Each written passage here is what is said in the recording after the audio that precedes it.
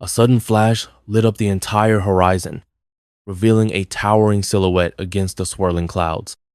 Through the sheets of rain and howling wind, a lone tree stood in the center of a sprawling farmland, its branches swaying wildly as if they were crying out to the sky. A series of crackling booms tore through the late summer air. Then, in one chilling moment of explosive energy, a bolt of lightning crashed down upon that lonely trunk. In an instant, bark splintered and sizzling branches fell away, scattering shards of wood across the muddy ground. Little did anyone suspect that the ruptured roots would unearth a hidden legacy that had been slumbering beneath the earth for generations, waiting to alter the destiny of one unsuspecting man. Before we carry on, let me know where you are watching from in the comments and hit the subscribe button for something special tomorrow. Now, let us venture into the story of how a farmer, standing on the brink of financial uncertainty, stumbled upon a secret that would reshape his life just when he needed hope the most. The rolling farmland had belonged to Garrett Locklear's family for decades, though it often seemed the legacy was more burden than blessing. Through scorching summers and icy winters, he toiled away on the same acres his grandfather once tended with resolute pride. Times had changed. Markets fluctuated unpredictably. Prices for his crops were so low that profit margins had shriveled to almost nothing, and the cost of living soared around him. But Garrett was a man of perseverance, steadfast in his devotion to the land. Each morning before the sun rose, he slipped on his weathered boots, shrugged into his dusty coat, and set out among the fields, tending his chores with the same measured routine he had followed since he was old enough to hold a shovel. The fields themselves were a patchwork of earth toned in golden browns and lush greens, stretching far beyond the horizon. Rows of corn rippled in gentle breezes, while soy plants stood in neat lines that extended across slopes. In one corner, an ancient barn, its red paint peeled away by decades of storms, stood as a silent witness to Locklear family history. The tall grasses around it rustled like whispers, speaking of a time when livestock roamed free, of a time when the harvest was abundant and unwavering optimism reigned. In the midst of that wide expanse, nearly at the center of the property, stood an ancient oak tree. For Garrett and the townsfolk who lived nearby, that towering silhouette was a landmark. Some joked it was older than the country itself, that the roots reached down near the heart of the earth. Garrett's grandfather, Theodore Locklear, had once told him that this tree was special, tied to the family's heritage in ways that were too mysterious to fully grasp. Over the years, the bark had become gnarled and the branches twisted, yet somehow it remained a constant presence, a kind of living monument that watched over the farm. But as the storm raged on that fateful evening, the old oak found itself at the mercy of a force it had withstood countless times before, the violent lightning storms that occasionally pummeled this part of the region. Garrett had spent the day scanning the sky, noticing ominous clouds gather on the horizon and the sharp tang of ozone that signaled an impending downpour.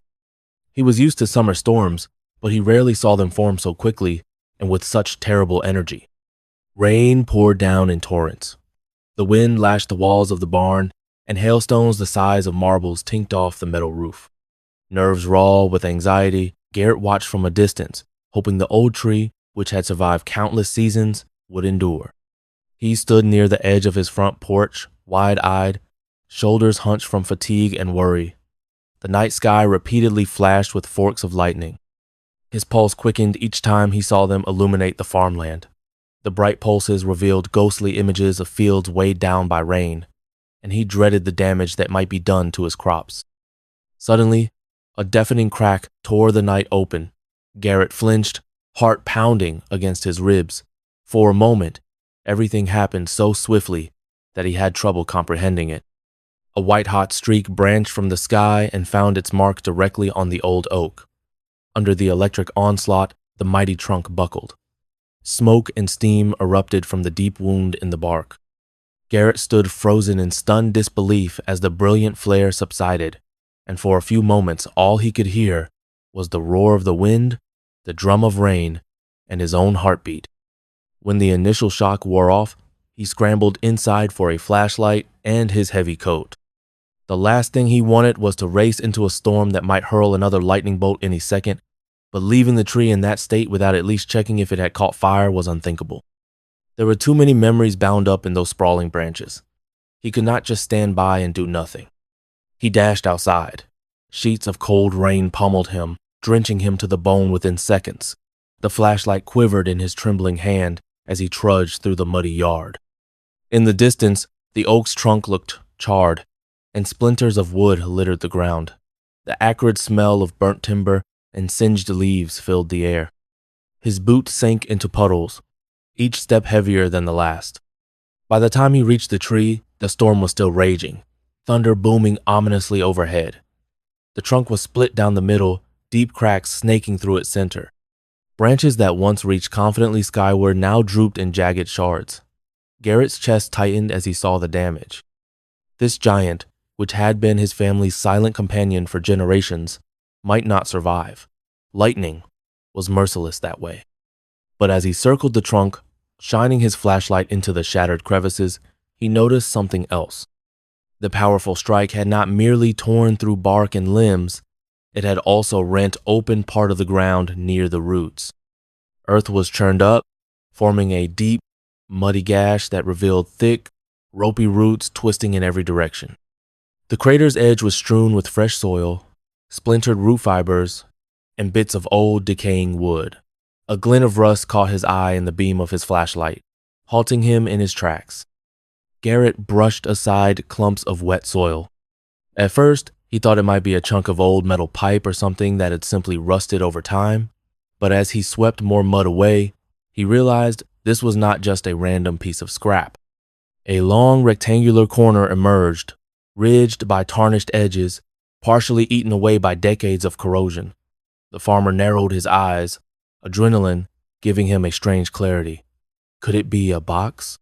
Curiosity overrode caution, and he quickly knelt, paying little mind to the rain or the threat of more lightning overhead. He pressed his fingertips against the rough surface, feeling rivets and hinges. Indeed, it was a metal container, likely some kind of chest or safe. He tugged. The container refused to budge at first, as if the roots were reluctant to surrender their hidden secret. Summoning all his strength, he gave another wrench, and gradually the compact safe lifted free of the stubborn roots. It was heavier than he expected, more solid. The outside was caked with rust, making it impossible to see any details about its brand or possible locking mechanism. Breath fogging in the cold night, Garrett stared at the safe as though it were some artifact from another world. What was it doing here, buried under the old oak? Had his grandfather put it there? Or perhaps it was older than even his grandfather's time? Questions swirled in his mind, though the adrenaline and chaos of the storm made any deeper reflection difficult. He realized how soaked he was, water trickling down his face and neck, and he recognized that standing next to a freshly struck tree was not exactly wise. With renewed urgency, he hefted the safe under one arm and staggered back toward the farmhouse. His muscles trembled under the awkward weight, and the muddy ground sucked at his boots, forcing him to fight for each step. By the time he reached the porch, his heart pounded as if he had run a marathon, and every inch of him was drenched. He nearly slipped on the wooden planks, but managed to lurch inside. Safe in his kitchen, he set the rusted box on the old wooden table, panting from exertion. The storm raged outside, thunder rocking the house. Raindrops lashed the windows like 1,000 fingernails scraping across the glass. Garrett fumbled for a towel, wiping water from his face and arms. His mind flickered between worry over the damaged tree and excitement at his strange find. The safe looked ancient, with thick metal walls that had to be at least a quarter-inch thick. A sturdy, corroded lock mechanism was visible near the top edge, but he could not be sure if it still worked or if it had seized from years of disuse. For a moment, he was reminded of the stories his grandfather used to tell him about family heirlooms, old letters, and the possibility that the farm still held secrets. But he had always brushed those stories aside as the ramblings of a nostalgic old man. Now, everything felt surreal. The battered safe in front of him dared him to pry it open, as if it possessed a secret that had waited patiently through the decades. Garrett took a steadying breath, rummaged through his toolbox for a crowbar. His hands were still shaking, but he had to know what was inside. Every nerve in his body buzzed, whether from the storm's electricity or from his own anticipation, he could not tell. The crowbar screeched against the metal, flakes of rust cascading onto the table. He struggled to get any leverage. At one point, the crowbar slipped, nearly slamming his knuckles into the table. Still, he pressed on, feeling the safe's edges begin to give. Lightning flashed again outside, illuminating the kitchen through the windows, throwing spectral shadows across the walls. Another twist, another groaning squeak of metal, and finally, with a sharp clang, the top lid shifted. Warm triumph flooded Garrett. He pried it open inch by inch, revealing the dark interior. He peered inside. At first, he saw only darkness and lumps, so he aimed the flashlight in. Nestled beneath a layer of crumbling fabric was a stack of small rectangular slips of paper, edges yellowed by time. War bonds. His mind registered with a jolt. In the flickering beam of the flashlight, he could read enough of the print to recognize them for what they were. Carefully, he lifted one out, heart pounding as he saw the words printed on the face. These were not just any bonds. They were from the Second World War era, bonds that might very well be worth a considerable sum now, especially if they were still valid. And from the look of it, there were a lot of them. His hands shook. He set them aside gently, sifting further. Something else gleamed in the faint light. Metal discs, tarnished and bearing old designs. Coins, rare coins, by the looks of them. Possibly silver or older currency minted during war times. His grandfather had mentioned collecting coins, but he had never indicated that they might be stashed in a safe. Garrett's breath caught in his chest. Did he just stumble upon a fortune that had been sitting beneath that old oak tree all these years? Thunder reverberated once more, but inside, Garrett felt a gathering sense of awe and a twinge of disbelief. After struggling for so long with the farm's finances, after wrestling with the possibility that he might have to sell off pieces of the land, after nights spent going through ledgers that never balanced, had fate just handed him a lifeline in a most dramatic fashion? It seemed impossible, yet the contents of that box were undeniably real. As the storm continued to rage outside, the battered farmland swaying under the downpour, Garrett felt something ignite in his heart. For the first time in a long while, hope fluttered within him, fragile yet alive. He did not sleep much that night. Between the howls of the storm and the adrenaline coursing through his veins, his mind kept replaying the moment when lightning struck and the astonishment of discovering that old safe. He pictured his grandfather in his mind, the man's kind, weathered face, and wondered if this was all part of the old man's plan. He remembered the stories that teased of secret wealth hidden on the farm, but he also recalled Theodore's hearty laughter whenever the topic of treasure came up. Perhaps he had intended for Garrett to find it at the right time, or maybe it was simply a coincidence that a lightning bolt had forced the secret to the surface. Whatever the truth, Garrett sensed that everything in his life was about to change, though how exactly, he could not yet say. When the sun finally came up the next day, the storm had passed. The clouds lingered in a dull gray canopy, and puddles glistened like scattered mirrors across the yard. Birds began to sing, cautiously emerging from their hiding places. Garrett was up before dawn, eyes gritty from lack of sleep, but a determined light sparking behind them. He stepped outside to assess the damage. The barn roof had survived, though the harsh wind had torn some shingles free. The crops did not seem too battered, thankfully, and the old oak, while clearly ravaged by the lightning strike, still stood, its trunk partially split and leaning, but not completely toppled. Garrett approached the tree with a mixture of sorrow and gratitude. Perhaps it could still be saved if he brought in a professional arborist, someone who specialized in preserving centuries-old oaks. As he rested a hand on the bark, he could not help feeling that this tree had been a gatekeeper of family secrets, the guardian of the safe for all those decades. With a quiet murmur of respect, he nodded. Regardless of the outcome, this ancient giant had given him a priceless gift. For now, though, the immediate challenge lay indoors. He had to figure out exactly what he had found and whether it was genuine. The war bonds might still be redeemable if the right procedures were followed. Some might have matured, making their value potentially far greater than their original face amounts. The coins, too, might hold value beyond their metal content. Rare currency could fetch high prices among collectors, especially if the mintage dates or conditions were unique. Garrett recalled enough from casual reading to know that an uncirculated coin from a historically significant year might mean a small fortune.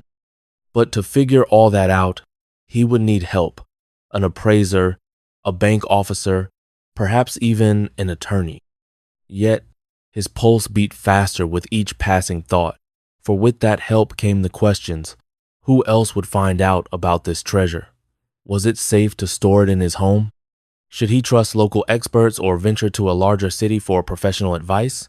Could the farm finally be lifted from debt, or was this just the beginning of a tangled legal process? The mere idea that he might be sitting on a potential windfall was exhilarating and terrifying at the same time. He knew the farm's finances intimately. A massive infusion of money could rescue him from years of barely staying afloat. At the same time, it could upset the relationships and the balance he had with the local community. Rumors spread quickly in small towns, and not everyone shared in another's good fortune without a tinge of envy. In the hours that followed, Garrett kept the safe's contents locked away in a secure trunk he had in his bedroom. He layered them carefully in acid-free paper and plastic sleeves that he found among his grandfather's old possessions, ironically enough. It was as if pieces of his grandfather's life were scattered around the farm, waiting to be used for just this purpose. He dared not leave them out in the open. That afternoon, once the roads had begun to clear, he drove into town with a mission. First, he stopped by the local library, a quaint stone building that dated back a century, to see if any references to war bonds or local historical societies existed. The librarian, Mrs. Porter, a kindly older woman, was eager to help. Garrett tried to keep his questions vague, asking about the best ways to research old family documents or potential antique coin collections. He left with a few books, but not much else. The main resource he needed was the bank, where the employees might direct him to an appraiser or at least give him a sense of how complicated redeeming war bonds might be. He also stopped by the local hardware store to pick up supplies to secure his barn's roof, mindful of the chores he had to do that day. Despite the monumental discovery the night before, life on the farm did not wait. Animals had to be fed, broken fences had to be repaired, and a million daily tasks demanded his attention. As he went about his errands, he felt an undercurrent of excitement in everything he did, a sense that, at any moment, he might burst with the need to share his secret. But he stayed quiet, cautious. He could not risk letting the rumor mill churn until he understood what, exactly, he possessed and how best to protect it.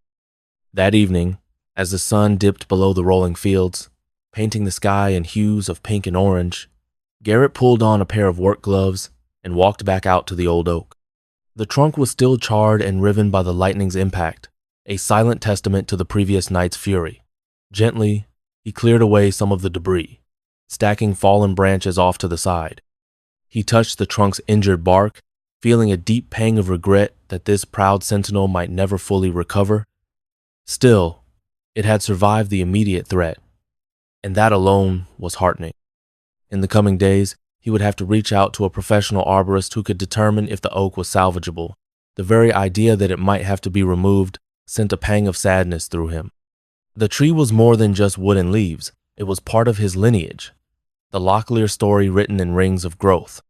But no matter the outcome, Garrett vowed to honor it for revealing the hidden wealth that might just save the farm. He headed back to the house, the cooling breeze rustling through his hair. Tomorrow promised to be a day of calling banks, antique shops, and coin dealers. Garrett imagined the banker's reaction if he casually mentioned that he had discovered a stack of war bonds from the early 1940s. The novelty alone might draw out local historians, not to mention curious townspeople who would want to see if the rumors were true. He shook his head, determined to proceed with caution and to remember that his grandfather valued dignity and prudence above all else. The old man would want him to handle this responsibly, ensuring that the farm was made secure for future generations. When Garrett finally settled down for the night, the warmth of a small lamp illuminating his living room, he carefully took out one of the bonds from his trunk and studied it closely. His grandfather's name was printed on it in elegant lettering that had faded slightly over time. Beside the name was the original issue date, 1943, a time of war and sacrifice. Another wave of curiosity about the old man's past hit Garrett. Theodore had never spoken much about that era, beyond the occasional mention of rationing or the sense of duty people felt back then. Yet, apparently, he had accumulated enough war bonds to fill an entire safe. Had he intended to pass them on, or had he hidden them and perhaps forgotten?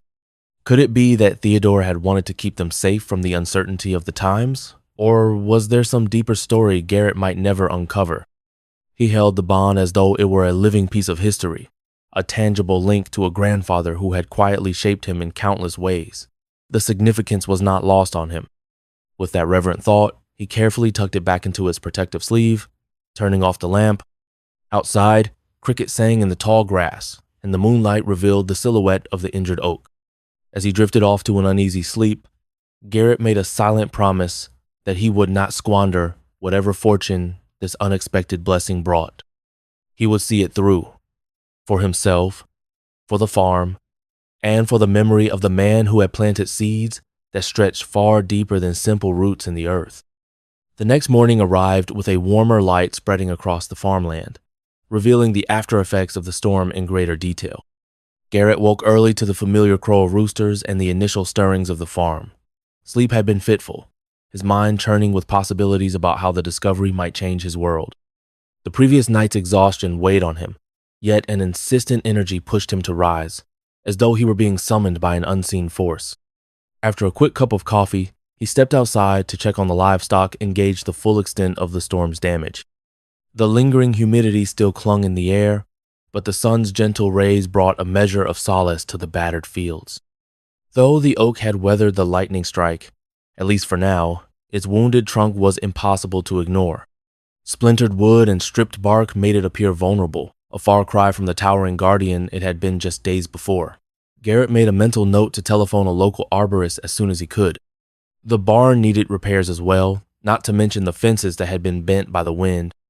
In many ways, life on a farm left little room to indulge in the excitement of unexpected windfalls, even one as dramatic as a chest of old war bonds and coins. Urgent tasks demanded attention, and everything else had to wait its turn. But that did not mean Garrett intended to ignore the treasure altogether. He simply had to pace himself. After hauling feed for the cattle and patching a section of fence that had come loose, he returned to the house, scrubbing the dirt and sweat off his hands at the sink. The safe and its contents were in his bedroom, locked away in an old trunk whose key he now kept on a chain around his neck. Although the trunk itself was not particularly secure by modern standards, it offered a protective measure, and more importantly, it felt symbolically fitting to store his grandfather's hidden legacy in a piece of furniture his grandfather once used. He pulled out his phone, a bulky model that was hardly cutting edge but got the job done, and dialed the number of the local bank. There, an employee named Doris had known Garrett for years, ever since he opened his first personal account at age 18. She greeted him warmly, but when Garrett began to inquire about older war bonds and the processes for redemption, her cordial tone shifted to a curious caution. She was aware of war bonds from the 1940s and earlier, but rarely encountered people who still held them. Despite her inquisitive nature, Garrett kept details vague. He merely said he might have a few bonds inherited from a relative, and he wondered about the procedure. Doris explained that typically, older bonds could still be redeemed, though certain series might require additional documentation or forms. She offered to set an appointment with the bank manager, who had dealt with the case involving older bonds once before. Garrett booked an appointment for the following week, wanting time to gather more information first. After hanging up, he felt a blend of excitement and wariness. This was starting to become real. The next call was to an acquaintance named Jeff King, an enthusiastic coin collector Garrett had met a couple of years ago at a local fair. Jeff was known around town for collecting everything from Civil War relics to discontinued currency from overseas. If anyone had a clue about the coins in that safe, it might be him. Garrett reached out, leaving a polite message that he had some old coins he wanted identified and assessed, and Jeff's voicemail cheerfully promised a prompt call back. With those steps in motion, Garrett felt the day's burdens lighten, but the phone calls also stirred a certain apprehension. Every action that brought him closer to unveiling the safe's treasure potentially brought someone else into the loop. He trusted Doris well enough. She was a professional who respected client confidentiality. Jeff King seemed friendly, but word spread quickly in a small town. Nevertheless, Garrett had no other practical way of learning the specifics of what he possessed, so he would have to tread carefully. By noon, the sun bore down more intensely, drying puddles and sending wisps of steam rising from the damp earth. Garrett stepped onto his porch for a quick break, sipping cold water from a thermos. His eyes drifted over the familiar sight of the farmland, its gentle slopes dotted with bales of hay. He spotted a figure in the distance, walking along the edge of the property. Narrowing his eyes, he saw it was his neighbor, Oliver Marsh. The tall, lanky man, nearly always dressed in overalls and a wide-brimmed straw hat, had likely come to check in on Garrett after the storm. Oliver had known Garrett and his family for ages, and as an older farmer who owned adjacent land, he occasionally strolled over for a friendly chat. In a community like theirs, storms were often followed by neighborly visits to make sure everyone was all right. Garrett descended the porch steps, meeting Oliver halfway across the yard.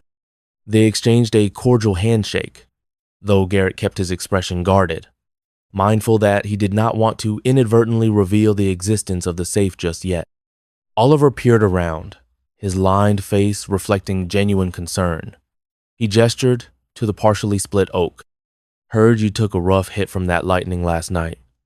I'm guessing that old tree had something to say about it." Garrett offered a tight smile. "Sure did. Split it good. I'm not sure if it'll survive, but I'll see what an arborist can do."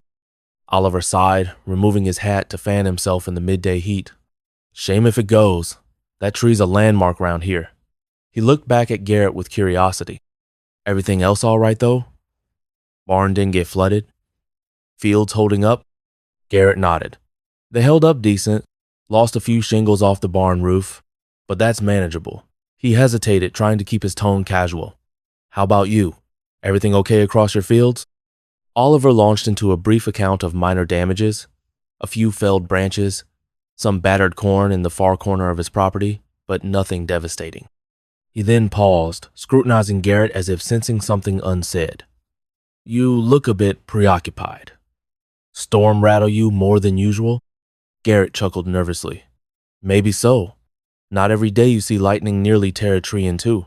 I guess it's got me thinking about life, about the farm, that sort of thing." Oliver nodded, seemingly satisfied. With a gentle pat on Garrett's shoulder, he offered, "If you need a hand repairing anything, you know where to find me."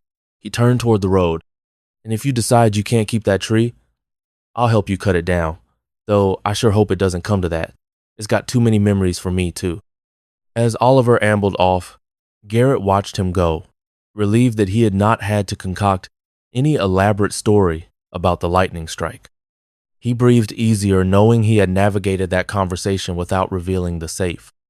The next few days were likely to be filled with interactions like this. Curious neighbors, acquaintances, or even local officials wanting to check on how the farm was faring. In some ways, living in a tight-knit community offered support, but it also meant scrutiny came naturally. The afternoon brought a call back from Jeff King, coin collector extraordinaire. Over the phone, Jeff's excitement was palpable when Garrett mentioned that the coins might date back to around the Second World War or even earlier. Jeff eagerly proposed to come by the farm the next day to take a look. He explained that while he was not an officially certified appraiser, he possessed enough expertise and connections in the collector's community to give a preliminary identification and estimate. Garrett agreed, though he kept his voice as neutral as possible, not wanting to betray just how significant this discovery might be. That night, the sky was clear, glittering with stars. Garrett finished his farm chores by moonlight. He paused near the split oak, tipping his head back to gaze up at the cosmos. In that serene moment, the memory of the lightning strike felt distant, almost surreal. Yet the safe in his trunk provided undeniable evidence that it had happened. Resting a hand gently on the tree's wounded bark, he said a silent thank you to whatever force had brought this piece of his family's history to light. Perhaps tomorrow's evaluation with Jeff would confirm if the coins were indeed valuable. The prospect of discovering their worth filled him with a potent mix of anticipation and fear. He wondered if it might somehow be a trick of fate, or if the coins had only limited value. The not knowing gnawed at him, but he forced himself to remain patient. Morning found Garrett systematically tending to tasks as usual, though his mind was elsewhere. He cleaned up around the house, ensuring the trunk with the safe's contents was locked and well hidden in his bedroom closet. Jeff arrived around mid-morning, pulling up in a dusty pickup truck that had seen better days. He hopped out with a grin, his wiry frame draped in a casual t-shirt and jeans. A well-worn ball cap cast a shadow over his sharp, inquisitive eyes. "Garrett, my man," Jeff exclaimed, thrusting out a hand in greeting. "Heard you've got some interesting old coins you want me to look at. Where'd you say you found them again?" Garrett shrugged, trying not to appear too mysterious. "Inherited from my grandfather's estate, in a manner of speaking. They were tucked away. I'm not sure about authenticity or condition, so I figured I'd get your eyes on them first. Then maybe I'll go to a more formal appraiser." Jeff nodded eagerly. Sure. Let's take a peek." They went inside, and Garrett led him to the kitchen table, which he had cleared. Carefully, Garrett brought out a small box containing a sample of the coins. The rest he had left securely locked up, not yet ready to show Jeff the full extent of his discovery. He knew better than to put all his cards on the table. Nonetheless, he had selected a few coins that seemed varied in design and year, hoping to get a broad sense of their historical context and potential value. Jeff's eyes lit up like a kid in a candy store when Garrett set the coins down. He pulled out a small magnifying glass and began examining them with intense concentration, occasionally muttering notes to himself. One was a silver $50 from 1943, another a commemorative coin minted around the same era. Several smaller coins carried older designs, some featuring iconic historical figures. Each piece was tarnished, but still legible enough for an identification attempt. "Wow," Jeff breathed. "You've got a nice range here. Some of these are fairly common for their era, but there are a few that might be more rare, especially if they're in decent condition. The silver content alone is something, but collectors pay extra for certain mint marks or unique issues. I recognize this one, minted in San Francisco. It's part of a series that sometimes fetches a solid price if it's well preserved." Garrett's heart thumped. Any idea of a rough estimate? Jeff looked torn between excitement and caution. Hard to say without taking them to a dealer for a proper grading, but I wouldn't be surprised if some of these fetch a few hundred apiece, maybe more. The thing is, we'd need to see the entire collection to really guess. If you've got many duplicates or a wide range of years, it could add up significantly. Garrett nodded, struggling to contain his delight. He cleared his throat, feigning a bit of nonchalance. "Good to know. I might need your help connecting with a reputable dealer, or maybe even going out of town to find an appraiser with credentials. I want to keep this on the down low." Jeff nodded conspiratorially. "Of course, I get it. Don't want to advertise treasure too broadly. If folks catch wind of a big coin stash, you might end up with more visitors than you bargained for." He paused, regarding Garrett carefully. "Just how many coins do you actually have?" Garrett gave a tight smile. "More than this handful, less than a mint's worth. Enough to make me curious." He was relieved that Jeff did not press further. The coin enthusiast respected the unspoken boundaries of confidentiality. Perhaps Jeff sensed there was a bigger story here. But to his credit, he did not pry too aggressively. For another hour, they chatted in broad strokes. Jeff gave an overview of the grading process, the significance of mint marks, and the difference between silver coins minted before a certain year versus those minted afterward. He also cautioned Garrett about the importance of properly storing the coins to prevent further tarnishing or damage, recommending acid-free holders and a climate-controlled environment if possible. Toward the end of their discussion, Jeff offered to put Garrett in touch with a friend in the nearest city who could do an official evaluation. He's an accredited member of the Coin Appraisers Association. If these are indeed rare or historically significant, he'll know. He's professional and discreet. Garrett thanked him, relieved to have a lead to follow. Part of him wanted to consult a friend as soon as possible, but he decided to wait until after he talked to the bank about the war bonds. One step at a time would keep things organized. Seeing Jeff to the door, Garrett felt a surge of gratitude. "I appreciate this, Jeff. You've been a big help." Jeff clasped Garrett's hand firmly. "Happy to do it. And if you decide to sell a few coins locally, I might be interested in purchasing one or two for my personal collection. Just keep me posted, all right?" Garrett assured him he would, then watched Jeff's pickup trundle down the gravel driveway. As the dust settled, he glanced back at the farmhouse, a surreal feeling washing over him. The coins were indeed worth something, possibly a lot. Coupled with the war bonds, which might have matured over decades, the safe's contents had the potential to dramatically alter his financial situation. Images fluttered through his mind. Paying off the farm's looming mortgage, repairing or rebuilding aging structures, maybe even expanding the operation. Yet, amid those enticing thoughts, a quiet voice in him whispered of caution, reminding him that radical changes could also bring unforeseen complications.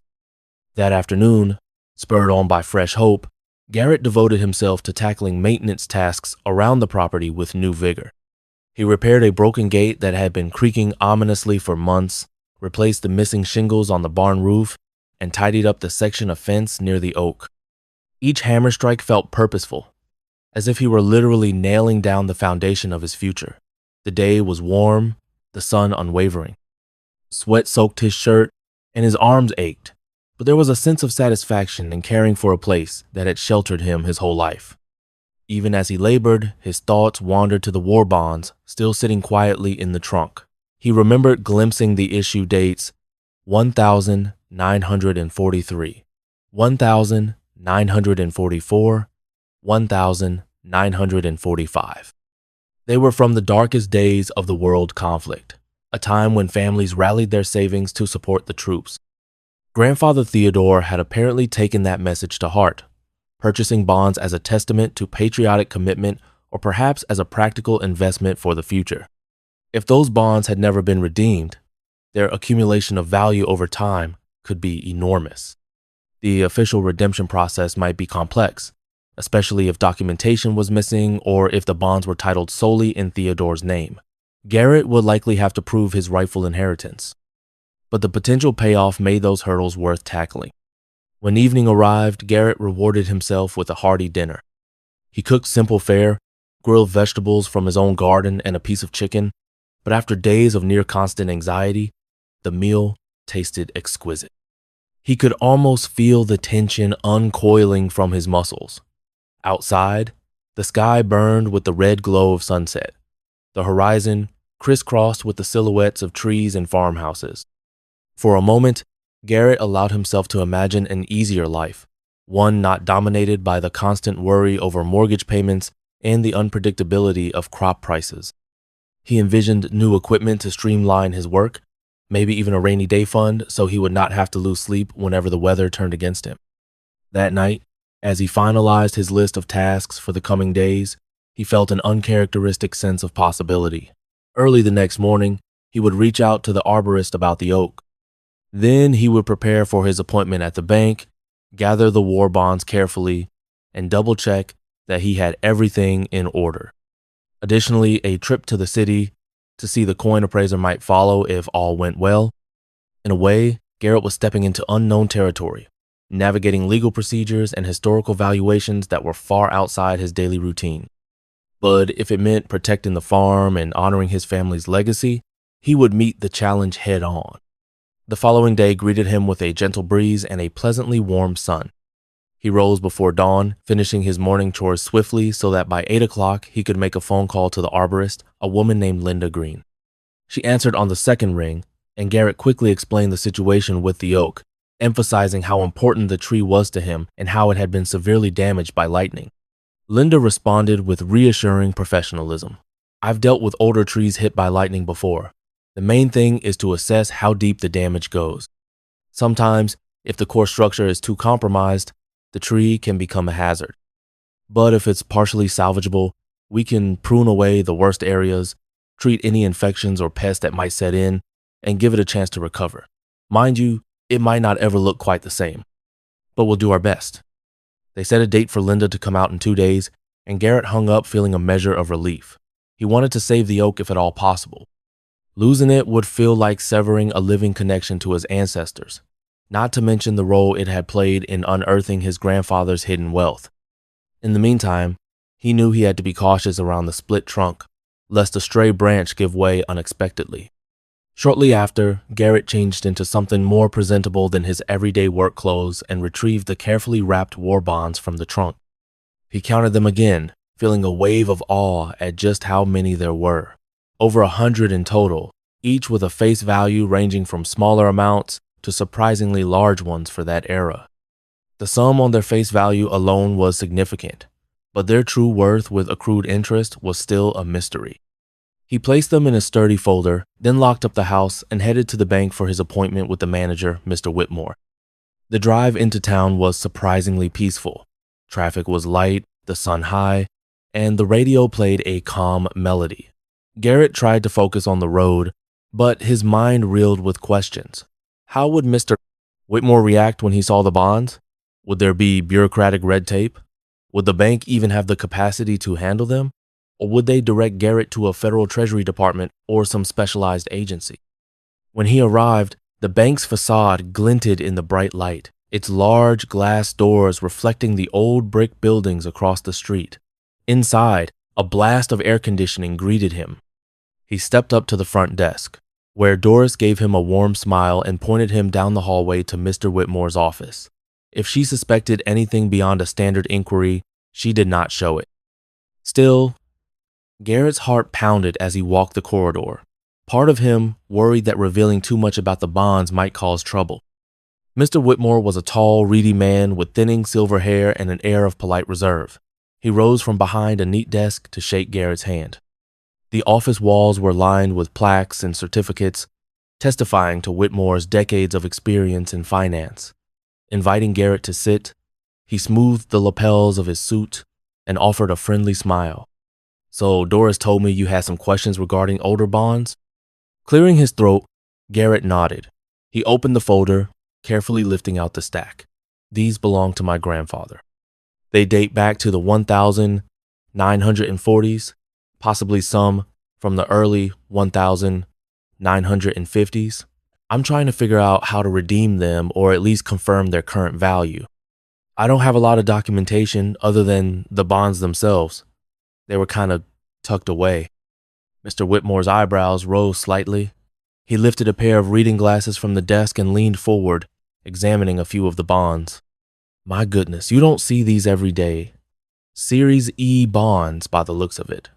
And quite a few of them. He glanced up at Garrett, curiosity flickering in his eyes. Were these passed down in a will, or have they just surfaced recently? Garrett hesitated, keeping his tone casual. They were passed down. I only recently found them. I'm the direct heir, but we never knew these bonds existed. I'm hoping it won't be too complicated to get them redeemed. Mr. Whitmore nodded. If they were indeed your grandfather's and you're the legal inheritor, typically you'll need to fill out certain forms. The U.S. Treasury Department handles bond redemption that might exceed a certain sum. The bank can assist in verifying identity, ownership, and facilitate the paperwork. But with older bonds, sometimes you have to send them directly to the Treasury, especially if their total value is above a threshold we can handle locally. Let me check something. He tapped on his computer keyboard, referencing some internal guidelines. Then, rifling through a drawer, he pulled out several sheets of forms. We can fill these out together to establish you as the rightful redeemer. You'll need proof of identity, and if your grandfather's name is on the bonds, we might need a death certificate or legal documents naming you as heir. The total number of bonds suggests this might exceed typical local redemption limits, so we might do partial redemption here and the rest directly through the Treasury. But don't worry, it's not as bad as it sounds. It's mostly just making sure all the T's are crossed and the I's dotted. Garrett's shoulders relaxed marginally. So far, there was no immediate pushback or suspicion. That's good to hear. I do have a copy of his death certificate and will. It's at home, but I can bring it in soon. If these bonds are as old as they look, they might have accrued a considerable amount of interest. Any ballpark estimate on how we figure that out? Mr. Whitmore smiled. We have tables and online calculators for that. Each series has its own maturity schedule. Some might no longer earn interest after a certain point, but the redemption value can be much higher than the face value if these have been sitting for decades. I'll need the exact list of serial numbers, issue dates, and denominations to produce a precise figure. We can start on that process right now, if you have time. Garrett swallowed. The idea of systematically listing over 100 bonds was daunting, but if it led to clarity, he was willing to do it. I have the time, he said softly. For the next hour, the two men worked methodically. Mr. Whitmore input data into a secure banking program referencing each bond's serial number and issue date. He explained that once the information was in the system, it would generate a preliminary estimate. Garrett felt equal parts nervous and exhilarated. He kept glancing at the screen, watching as lines of code scrolled by, indicating individual redemption values. Each bond seemed to yield a sum that well exceeded its face amount.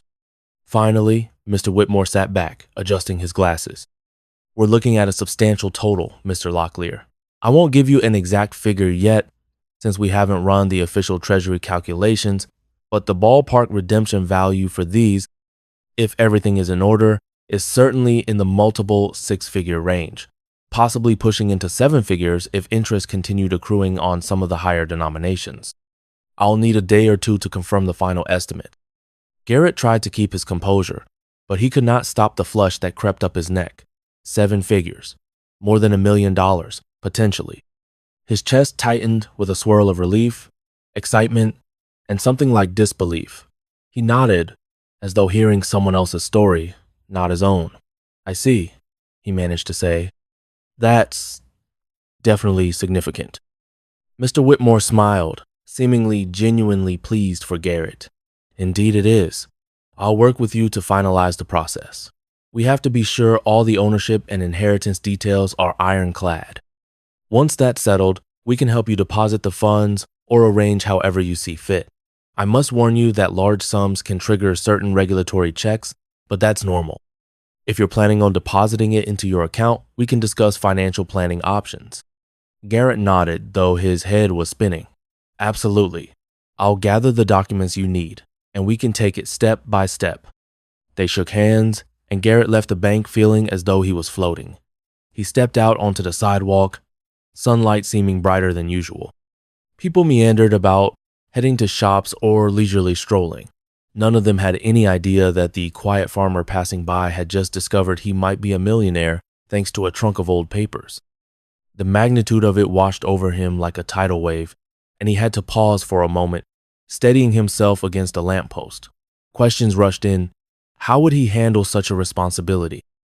Would it change him, or the way the town saw him?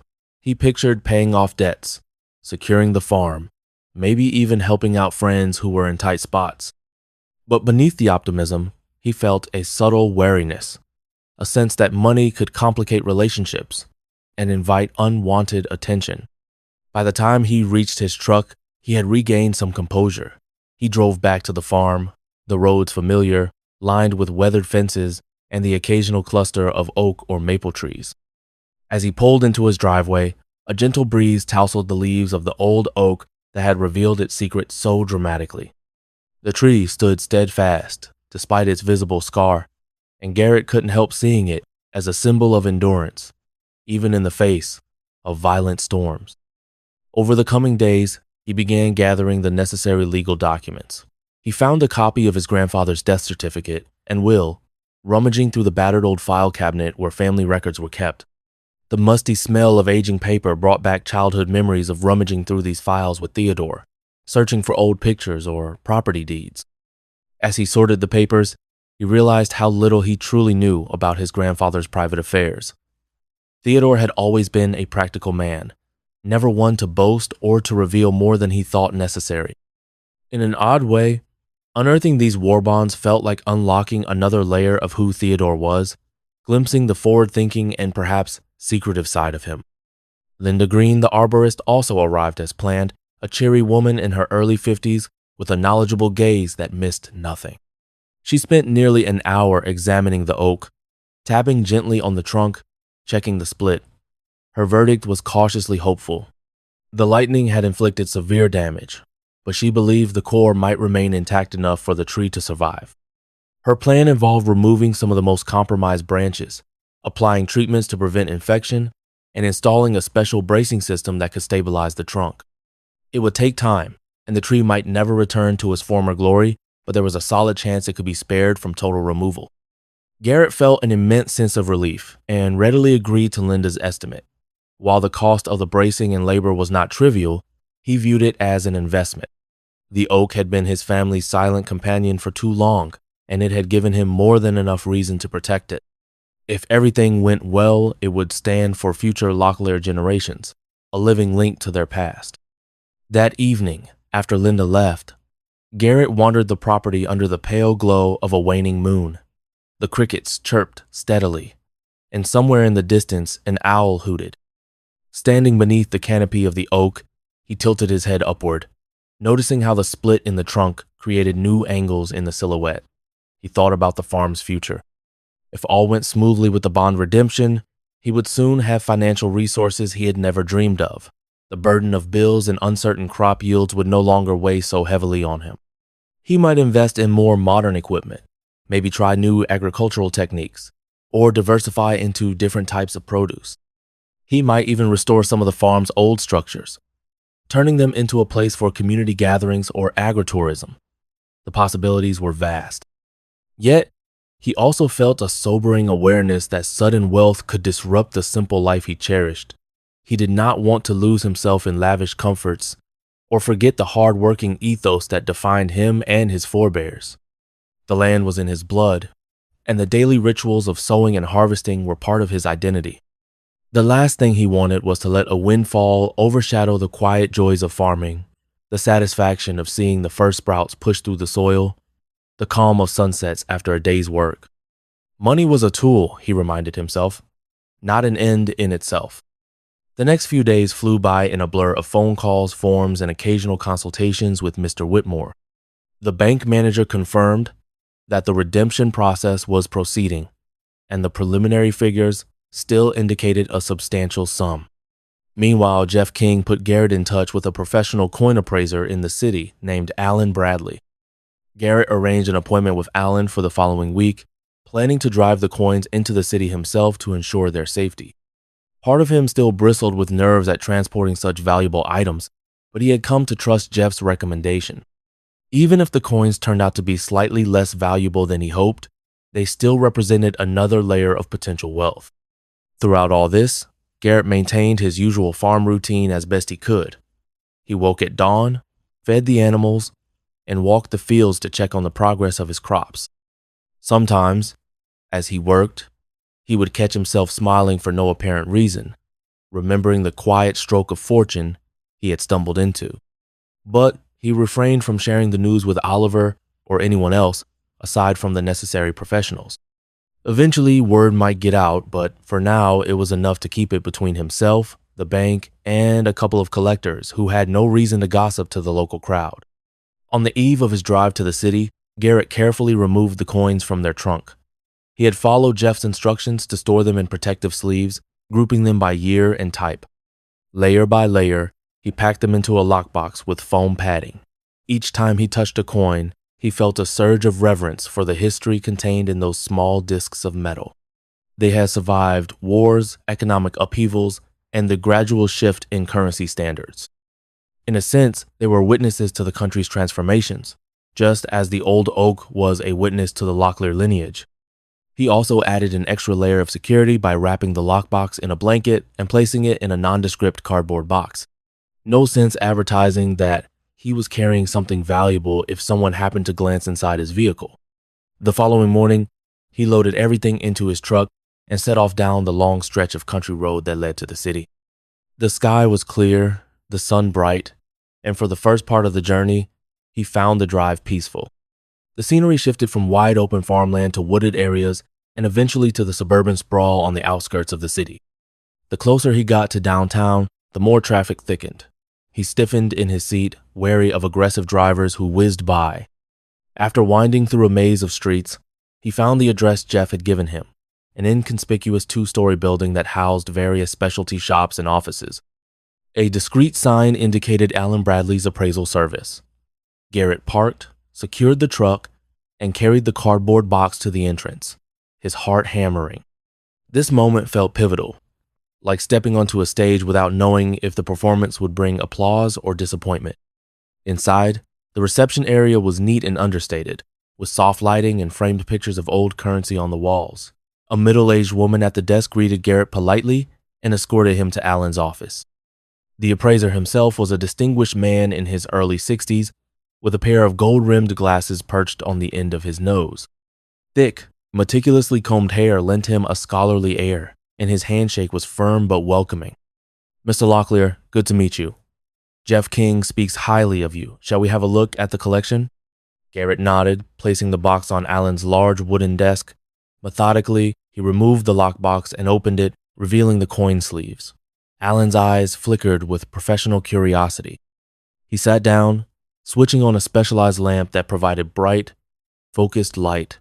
For the next hour, Alan carefully examined each coin, occasionally asking Garrett how he came by them. Garrett stuck to his vague explanation about inheriting them from his grandfather, focusing on a desire to assess them for insurance and possible future sale. He left out the dramatic story of the lightning strike and the hidden safe. Alan made detailed notes, referencing various catalogs and online databases. He measured the coins' dimensions with calipers, weighed them on a small digital scale, and checked for minute imperfections. At times, he whistled softly or nodded with visible satisfaction. By the end of his examination, he leaned back in his chair, steepling his fingers. "Mr. Locklear, you have quite a few valuable pieces here, especially this limited run $50 from the early 1900s, and these commemorative silver dollars minted during significant historical events. Condition is everything in numismatics, and though some of these are tarnished, they're in surprisingly decent shape for their age. If you were to auction them individually, you could fetch anywhere from a moderate 3 figures up to a few thousand per coin. As a collection, you might attract specialized buyers willing to pay a premium for a complete set. It's not the most extensive or pristine collection I've ever seen, but it's certainly above average." Garrett exhaled a breath he did not realize he had been holding.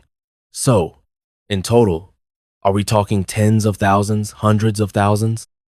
Alan cleared his throat thoughtfully. "A rough ballpark? I'd guess somewhere in the mid to high 5-figure range. Possibly low 6 figures if market conditions are favorable and you find a dedicated collector who appreciates the rarer coins. Of course, this is an estimate. The final price depends on factors like market demand, the venue where you choose to sell, and any further restoration or certification you invest in.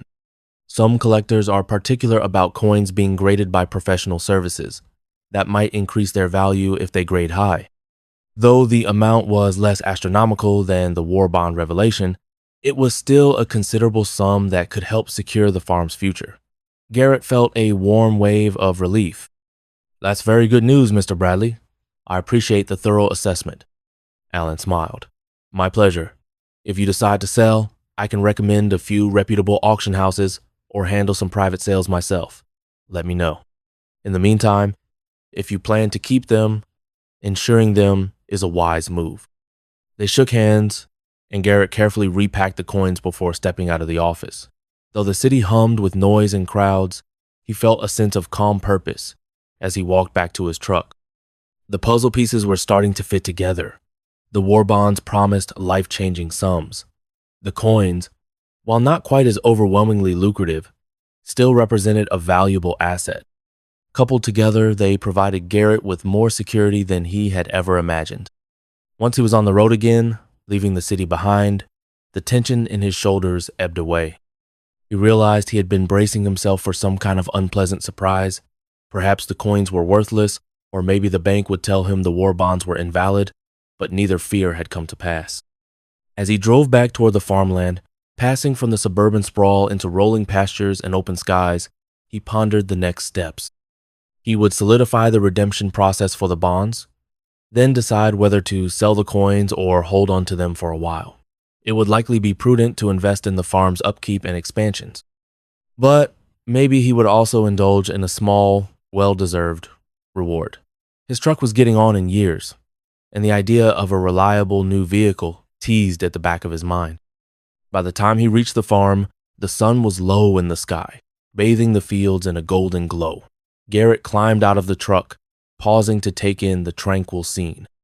The battered barn, the creaking windmill, the fences he had repaired with his own two hands, and most importantly, the old oak, still standing proudly despite its scar. All of it felt like home, in a way that transcended mere property. This land was his identity, a legacy he had carried forth from generations past. Now, that legacy was poised to flourish anew, nourished by a hidden wealth that had slumbered beneath the roots of a wounded tree. He crossed the yard, nodding respectfully at the oak as if greeting an old friend. Then, heading inside, he locked the coins away in the trunk once more, satisfied that his next steps were clear. He would proceed carefully, respecting both the farm and the memory of his grandfather. Life had dealt him a surprisingly good hand of late, and he intended to play it wisely. In the quiet of the farmhouse, with the rhythmic ticking of a clock on the wall, Garrett pondered how improbable it was that a flash of lightning had led to all this. Sometimes, fate worked in ways that defied explanation, shining a light on secrets we never guessed were there. In the days that followed Garrett's trip to the city, a sense of steady purpose settled over the farm. The final paperwork for the war bonds was moving along with encouraging swiftness. Mr. Whitmore had assured him that all the necessary documents were in order. Soon, Garrett expected official confirmation that the full redemption value would be transferred into his account. The knowledge that he would soon stand on the other side of financial hardship lent a buoyancy to every task he performed. Rather than going through the motions under the burden of debt, he now worked with the quiet excitement of a man who sees a bright horizon ahead. While anticipating those final steps, Garrett found himself reflecting on his family heritage more deeply. Memories of his grandfather flooded back whenever he touched the bonds or coins. Theodore had been stoic, but not unkind. He loved the land and believed in self-reliance. Though he had seldom spoken about it, he must have quietly invested in war bonds all those decades ago, trusting that they might one day help the family he cherished. That day had finally arrived, albeit in a way no one could have foreseen. Meanwhile, the arborist, Linda Green, and her team began their work on the wounded oak. Garrett watched with a mixture of fascination and relief as they skillfully removed splintered branches, cleared debris, and installed metal rods to stabilize the trunk. Though the once glorious oak now bore the marks of lightning, it still stood resolutely. When Linda finished for the day, she explained that with the correct care, the tree should continue living for many years. The thought comforted Garrett. He felt a kinship with that oak, each of them having faced storms in their own way and now emerging stronger on the other side. On a warm afternoon as summer prepared to transition into autumn, Garrett headed into town to run errands. He needed to purchase feed, talk to the hardware store about ordering new roofing supplies, and follow up on a few farm-related tasks. While there, he decided to stop at the office of a local attorney, a no-nonsense woman named Stephanie Wu. She came highly recommended for handling estate matters and large financial changes. Garrett recognized that coming into sudden wealth carried legal and tax implications he did not fully grasp. It was time to seek professional advice on how best to protect his newfound resources, both for himself and any future generations. Stephanie was in her late 40s, with short black hair and a calm, direct manner. She greeted Garrett politely, leading him into a private office lined with shelves of thick, legal tomes. After a brief round of introductions, Garrett explained his situation in broad terms, that he had inherited a substantial sum from his grandfather's war bonds, and he anticipated additional income from selling a coin collection. He was cautious and wanted to ensure he handled everything properly, from taxes to estate planning. Stephanie listened intently, occasionally scribbling notes. "Mr. Locklear," she began, "the first step is to confirm the amounts involved. For the war bonds, once you have the redemption value, we can help you navigate the tax obligations. While some of the interest might be tax exempt, there are nuances that need careful review. The coin sales, on the other hand, could be subject to capital gains tax if the coins are deemed collectibles, especially if they sell for more than their original value. We'll need to document your cost basis, though in the case of inheritance, fair market value at the time of inheritance often applies. It can get complicated, but we'll walk you through it. Garrett felt a swirl of both relief and anxiety. I appreciate that.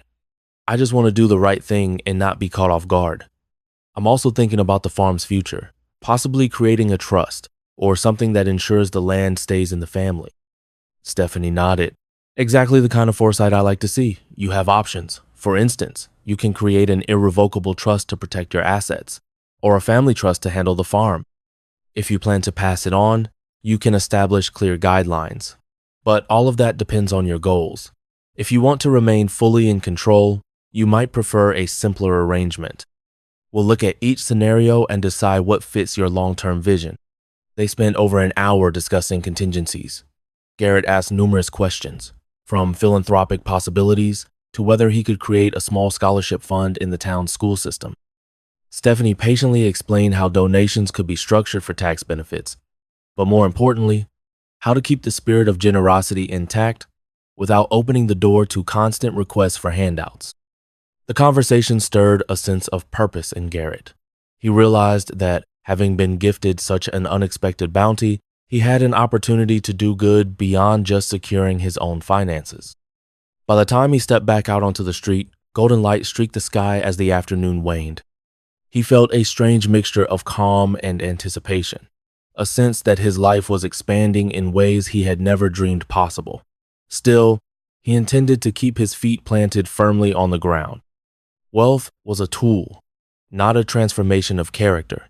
He would remain who he was, a farmer tied to the rhythms of the earth. Garrett lingered in town just long enough to grab a few supplies, then made his way home. Pulling up to the farmhouse, he saw Oliver Marsh walking along the fence line, peering at the oak. Garrett waved, somewhat apprehensive. He had been so busy with secret trips to the city and hush-hush meetings that he had scarcely spoken to Oliver, or any of his neighbors for that matter. He wondered if Oliver suspected something was going on. Hopping out of the truck, Garrett approached the fence. Oliver offered a friendly nod, but his eyes were curious. "Tree's looking better than I expected," he remarked, gesturing to the brace that Linda's team had installed. "Figured you might be cutting it down, but I see it's getting some special treatment." Garrett patted the fence post. "Arborist says it'll live if we support it. Seemed worth the cost, since it's practically part of the family history." Oliver eyed him with a half smile. "Big family you got, with that tree in it. I've been noticing folks from the bank coming by your place. Saw a city car too. Guessing from the plates. You looking at refinancing or something?" Garrett's chest tightened at how quickly rumors might begin. He shrugged, keeping his tone casual. "You know how it is. Got some old finances from my grandfather to sort out. Might be freeing up a little capital to fix the barn, upgrade equipment. That's all." Oliver nodded slowly, but the gleam in his eyes suggested he knew there was more to the story. "Well, that's good. I'm happy you'll be able to patch things up around here." He hesitated, then added, "Just watch your step with those city folks. Sometimes they don't see a farm the way we do. They see an investment opportunity, or a chance to develop. I'd hate to see your land turn into condos or something like that." Garrett fought the urge to chuckle. "Don't worry, Oliver. This farm's staying farmland, no matter what. I might add a few modern touches, but I'm not selling." With that, Oliver nodded, seemingly reassured. They parted ways, and Garrett felt a pang of gratitude for Oliver's concern. At least in a small community, people watched out for each other, even if it sometimes edged toward nosiness. This once again drove home the importance of handling his newfound wealth carefully. The last thing he wanted was for neighbors to treat him differently, or to consider him an outsider. As the days rolled forward, official word from the Treasury Department arrived by registered mail, a confirmation of the war bond's redemption. Garrett's account, the letter explained, would soon reflect the deposit. He received a phone call from Mr. Whitmore the following day, congratulating him on the success and reminding him of the next steps in organizing his finances. That evening, Garrett found himself staring at his computer screen, refreshing his online banking page. When the deposit finally appeared, the number was nearly staggering. A large, 7-figure sum. His breath caught in his throat. It was one thing to talk about a theoretical value, but seeing it in black and white was another. The farm's mortgage, the lines of credit, the looming bills, all of it could now be cleared with a few keystrokes. Yet, he waited. He closed the laptop, inhaling deeply. He wanted to do this mindfully, maybe after a walk around the farm, to remind himself what truly mattered. Slipping on his boots, he ventured outside into the twilight. The sky glowed a gentle purple, and the cicadas hummed their nightly chorus. He followed a familiar path that led by the fields of corn and soybeans, then circled back toward the sturdy silhouette of the barn. Everything smelled of soil and vegetation, life growing and thriving under his care. Eventually, he arrived at the oak. Even in near darkness, he could discern the shape of the lightning scar, reinforced by the rods that held the trunk. He reached out and pressed a palm to the bark. The wood felt warm, alive, a testament to resilience. In that moment, he remembered all the hardships he had weathered over the years: droughts, floods, lean harvests, personal doubts. Somehow, he had made it through, guided by the lessons of his grandfather and the unwavering rhythm of the land. Now, with the sudden gift of wealth, he felt more determined than ever not to squander what fate had delivered. Returning to the house, he quietly sat at the kitchen table, laptop open once more.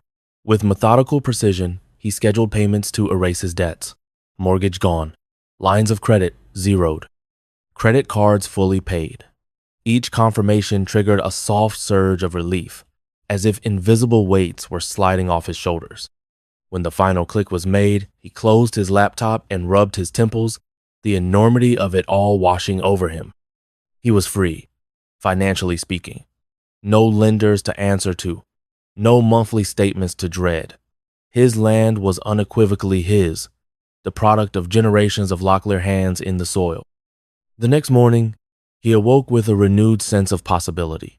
He spent the early hours tending to the animals, whistling as he worked. Even the usual chore of mucking out stalls carried a strange pleasure. Over breakfast, he made a list of priorities: assess the barn's structural integrity, look into new irrigation systems that could improve crop yield, perhaps expand the fields, or invest in higher quality seeds for next season. He also wrote down a reminder to finalize details with Stephanie Wu about setting up a trust for the farm. He might not have children, but if he ever did, he wanted them to inherit the same connection to the land he felt every day. News traveled quickly, of course. Within a week, curious acquaintances approached Garrett at the feed store or after Sunday service at the local church, dropping hints about hearing he had come into some funds. Some were subtle, offering congratulations in a roundabout way. Others were more direct, asking if he was planning to retire or sell the farm. Garrett handled these inquiries with careful diplomacy. He confirmed that he was in a better financial position, thanks in part to a modest inheritance, but assured everyone that he intended to continue farming. For the most part, people seemed genuinely happy for him, though he sensed a few eyebrows raised in suspicion or envy. One afternoon, Jeff King called to ask about the coins. Garrett had been so focused on the war bonds that he had yet to move forward with any decision about selling. With the bond money now secure, Garrett felt less pressure to liquidate the collection, but he recognized they were still valuable assets. Jeff suggested putting a few coins up for auction to gauge collector interest, and said he knew a broker who specialized in historical U.S. currency. After a brief hesitation, Garrett agreed. There was no harm in testing the waters on a handful of coins, especially ones with a decent chance of fetching a strong price.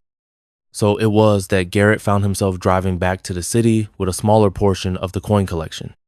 The broker, a meticulous man named Samuel Reeves, accepted the consignment and arranged for professional grading. Within weeks, one of Garrett's rarer pieces sold at auction for a sum that made him smile. While not on par with the war bonds windfall, it was still a tidy addition to his bank balance, a confirmation that the coins, too, could be leveraged whenever he needed funds for projects or improvements on the farm. He decided to keep the rest of the collection in secure storage for the time being, in case future auctions commanded even higher prices, or he uncovered a personal reason to preserve them as family heirlooms. With his financial footing secure, Garrett poured his energy into revitalizing the farm. He hired a local crew to help rebuild the barn roof, not merely patching it but replacing it entirely with sturdy new materials. He invested in an advanced irrigation setup that would conserve water and provide a more consistent yield during dry spells. Where once he might have hesitated to spend on upgrades, he now approached them with careful confidence, seeing them as investments that would pay dividends in the farm's productivity and longevity. The sight of a new gleaming roof under the bright sun, or the steady flow of water nourishing his crops, reminded him that money could indeed be a force for stability and growth. During this period, Garrett also experienced a stirring sense of community engagement. He volunteered his time and some of his resources to help the local food bank. At times, he donated a portion of his harvest to families who struggled, remembering all too well the nights he had gone to bed anxious about how to make ends meet. He supported local businesses by buying supplies from them instead of ordering online. Gradually, whispers around town shifted from speculation about where his money came from to appreciation for how he used it. Some folks still cast suspicious glances, but more often they nodded with respect when they saw him. In private, Garrett also wrestled with questions of identity. Who was he now that he was not shackled by debt? He was still the same man who rose before dawn to check on his animals, who relished the scent of freshly turned soil. Yet, he recognized that he had options he never had before. He could afford to travel, to see more of the world, to invest in new agricultural ventures. Would that change his relationships or his sense of belonging in this small community? To find clarity, he turned once more to the land, walking the fields when the sun dipped low. The hush of evening, broken only by crickets and distant birds, gave him space to think. Each step reminded him that no matter how much money flowed into his accounts, the rhythm of the earth remained the same. Seeds sprouted when nurtured, plants flourished with care, and harvest came after months of tending. That cycle, which mirrored life's steady march, was the anchor that kept him grounded. He had no desire to leave it behind. Over time, he began to notice subtle changes in how people treated him. Certain acquaintances, who once only offered curt nods, now struck up pleasant conversation. A few who had teased him for being land-rich and cash-poor suddenly wanted to collaborate on business ideas. Garrett learned to discern between those who sincerely valued his friendship and those who saw him as a source of funding. Occasionally, he felt a twinge of cynicism, but he tried not to let it harden him. Instead, he found balance by maintaining old friendships, people who had been by his side long before money entered the picture. One day, as September neared its end, Garrett received a phone call from an unfamiliar number. He answered to hear the voice of a woman claiming to be a reporter for a regional newspaper. She explained that a trusted source told her Garrett had discovered hidden war bonds that made him a local millionaire overnight. She wanted to do a human interest piece on him, possibly about his ancestors and how they had come into possession of these bonds. Taken aback, Garrett politely declined an interview, stating he preferred his privacy. The reporter persisted, offering to keep certain details confidential, but he remained firm. While he understood the curiosity the story might arouse, he had no interest in stirring public attention or sensational headlines. After hanging up, he stood in the kitchen, a disquieting feeling nagging at him. Word was out, and not just in the immediate community. He worried that the media might show up at his doorstep, or that unscrupulous individuals could try to take advantage. But as days passed without further calls, the fear subsided, replaced by renewed determination to move ahead quietly. He had the farm, the finances, and a sense of purpose. There was no reason to let fleeting publicity derail that. Harvest season arrived in a flourish of activity.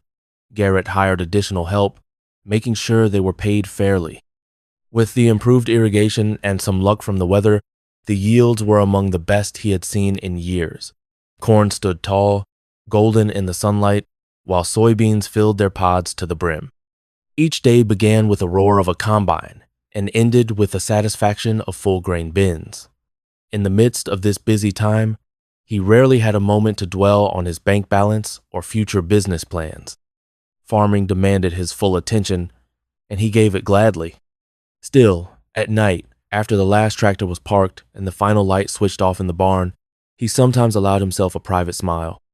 The knowledge that he was harvesting bounty from a land he no longer had to worry about losing felt like a fulfillment of his grandfather's unspoken hopes.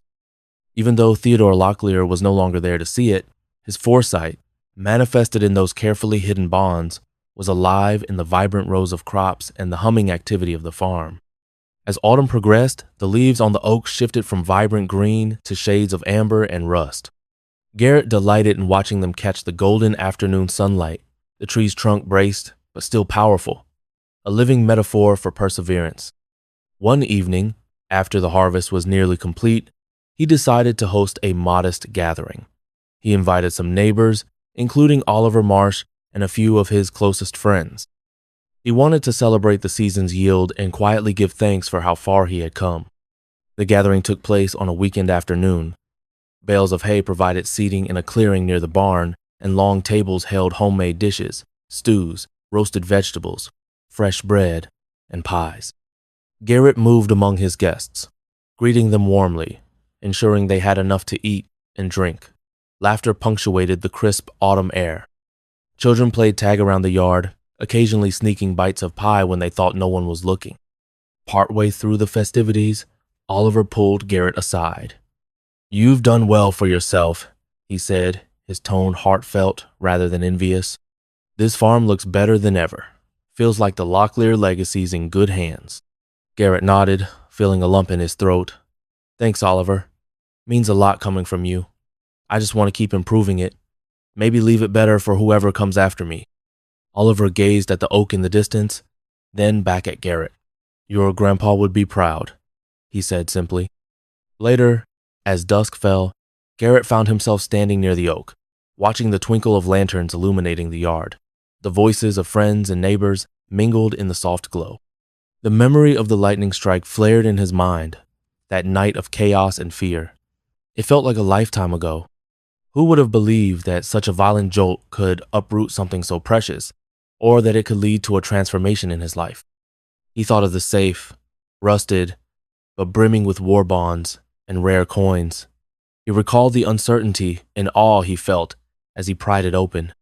He reflected on all the steps that had led him here.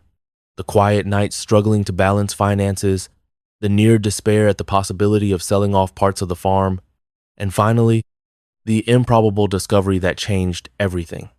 He closed his eyes, inhaling the scent of hay and burning leaves, and exhaled gratitude. Before the night ended, Garrett climbed onto a makeshift wooden platform near the barn. He called out to the crowd for a moment of silence. People quieted, turning their attention to him. Though not one for speeches, Garrett felt compelled to share a few words. He cleared his throat, heart pounding a little. "I just want to say thank you," he began, scanning the faces of those who had known him for years and those who had come more recently into his life. "Farming is never easy, but it's worth it when you have neighbors, friends, and a community that pitches in. A lot has changed for me lately. Some of you might have heard rumors. The truth is, I came across something my grandfather left behind, something I never expected. It's allowed me to secure this farm, improve it, and give back a little to this town. But the most important thing I've learned is that we don't stand alone. We're part of a tapestry of generations, each adding their own thread. I couldn't have managed any of this without your support, whether it was buying my produce, helping fix a fence, or just stopping by to check if I was okay."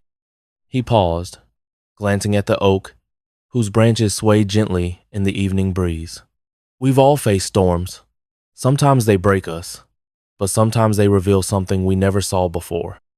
I hope we can remember that in our hardest moments, and I hope we can continue to help each other, no matter what comes next."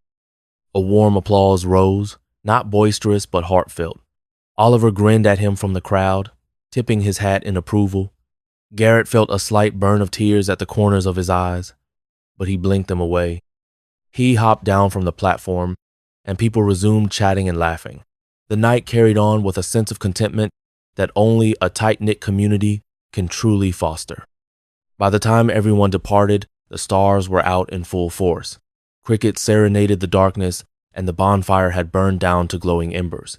Garrett lingered outside, tidying up chairs and tables. Under the moonlight, he took a final walk past the oak, noticing how the braces seemed almost decorative now. The wound in the trunk had begun to heal around the protective hardware, a union of human care and natural resilience. He ran his hand along the bark and whispered to himself, "Thank you." Maybe he was thanking the tree, or maybe his grandfather's spirit, or fate itself. It hardly mattered. What mattered was that his life and the life of this farm was changed for the better. Sometimes, in the midst of ruin and chaos, like a lightning storm raging in the night, unimaginable hope takes root in ways we could never have planned. Standing under that tree, Garrett reflected that perhaps the greatest riches were not just in coins or bonds, but in the land that had nurtured him, the legacy that shaped him, and the community that embraced him. And so the farm thrived, season after season, watched over by the old oak that bore its scar with pride, a silent testament to the truth that even the fiercest storms can yield the most unanticipated treasures. Garrett Locklear, once weighed down by the threat of financial ruin, now stood as a man grateful to be part of something larger than himself, a heritage that reached back through generations, forged in the soil and tested by time, strengthened by the unwavering bonds of family and the humbling surprises of fate.